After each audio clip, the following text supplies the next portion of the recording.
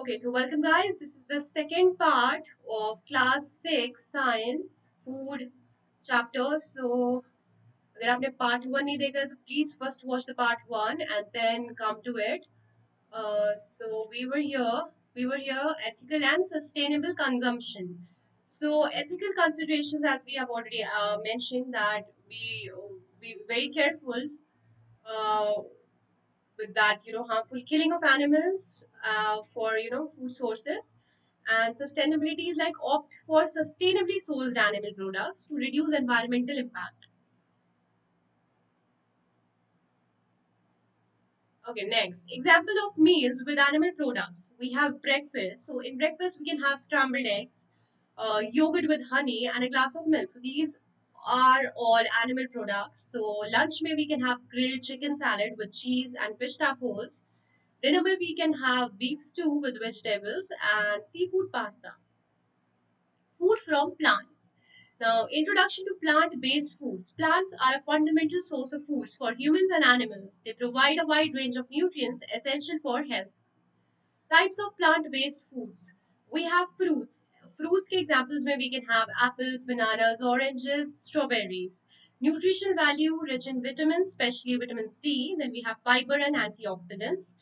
Benefits support, so they support immune function, then improve digestion and provide energy. Vegetables may we have carrots, spinach, broccoli, bell peppers, and the nutrition value इनकी high in vitamins A, C, K. These kind of questions can come. You know, bell peppers is rich in vitamin. What vitamin? So you should know like C, A, K. Then minerals में we have iron, calcium, and fiber. Benefit क्या है कि it promotes eye health, strengthens bones, and support cardiovascular health. Grains and cereals. Examples: rice, wheat, oats, quinoa. Nutritional value is key. They are the major source of carbohydrates, then B vitamins and minerals. Benefits: they provide energy, they support brain function, and they aid in digestion. Then we have nuts and seeds. Examples: almonds, peanuts, sunflower seeds, then chia seeds. They are rich in healthy fats, proteins, vitamin E, minerals like magnesium. So magnesium is a mineral which is like important in nuts and seeds. Then benefits क्या है इसके? It promotes heart health, support brain function, and provides sustained energy. Then legumes. Legumes may we have beans, lentils, chickpeas, peas. Nutritional value है legumes are high in protein, fiber, vitamins, and minerals. Benefits है कि they support muscle growth, then improve digestion, and provide long-lasting energy. Importance of plant-based foods. Nutrient rich. So plant-based foods, they are nutrient rich. They are packed with essential nutrients like vitamins, minerals, fiber, and antioxidants. Health benefits are that they consume a variety of plant-based foods. They can reduce the risk of chronic diseases, improve digestion, and promote overall health. Now, what's the sustainability? Plant-based diets are generally more sustainable and have a lower environmental impact compared to diets which are like high in animal products. Okay, so that plant-based diets are generally more sustainable and they have a lower environmental impact compared to diets in animal products. So that could be a MCQ question or a like short answer type of question. So be careful. Then we have plant-based diets may herbivores, as I've already told you, animals that eat only plants. For example, cows, deer, elephants. So they eat only plants, anything vegetarian. Then omnivores may animals which include humans also. They can eat both plants as well as animal foods. For example, humans, bears, and pigs. Examples of plant-based meals. Now, breakfast, oatmeal with fruits and nuts, green smoothie. Then lunch may quinoa salad with mixed vegetables and legumes. Dinner where we can have stir-fried vegetables with tofu, whole grain pasta with tomato sauce. So these are examples of plant-based meals. Conclusion, just to conclude, incorporating a variety of plant-based foods into your diet ensures a balanced intake of essential nutrients. It also promotes health and supports sustainable eating practices. Now, a very important topic, which is food chain. Now, definition of a food chain. What is a food chain? A food chain is a sequence that shows how each living organism gets its food. It illustrates the flow of energy and nutrients from one organism to another. So basically, what is a food chain? There's a sequence of living organism, and suppose we have plant.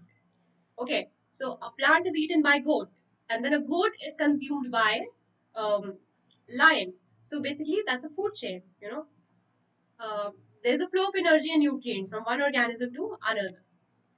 Components of a food chain. Now, what are the components of a food chain? They are producers like plants, algae, producers. Why we are calling them producers? Because they produce the food. Role, they produce their own food through photosynthesis and are the primary source of energy for all the organisms in the chain. So primarily the energy come from the producers only because they make the food.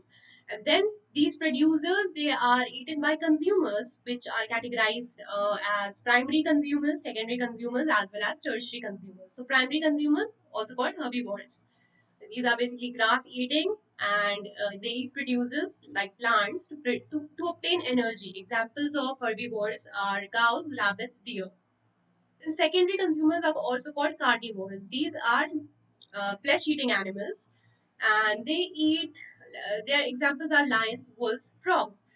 They eat the primary consumers, which are herbivores, to obtain energy. Then we have tertiary consumers. Tertiary consumers are eagles, sharks.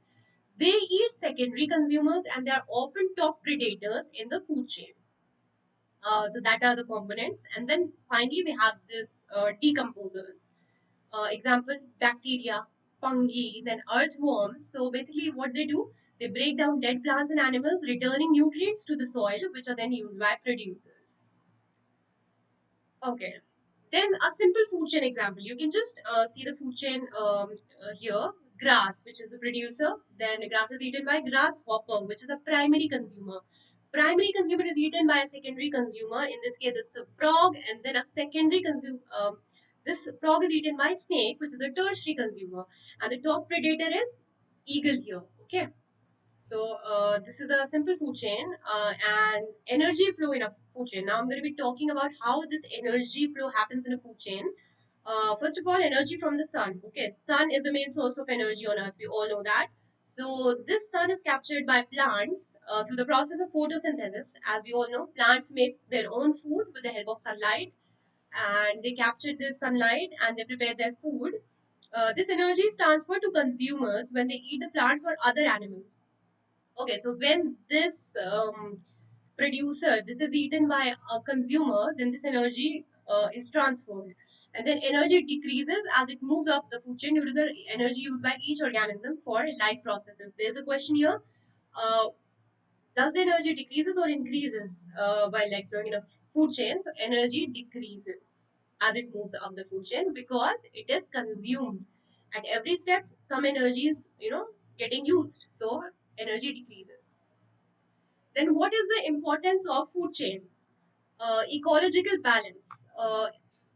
With the help of food chain, there is an ecological balance which is maintained. Like food chains maintain the balance of ecosystem by regulating population sizes and ensuring the flow of energy and nutrients. Then biodiversity.